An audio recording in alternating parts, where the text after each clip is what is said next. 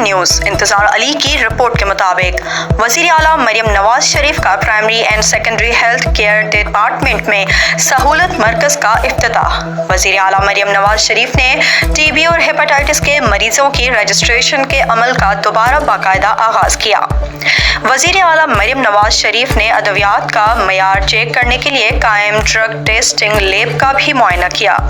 वजीर आला मरियम नवाज शरीफ ने क्रोमेटोग्राफी, ड्रग रिलीज लैब और ड्रग सैंपल रिसीविंग एरिया का भी दौरा किया।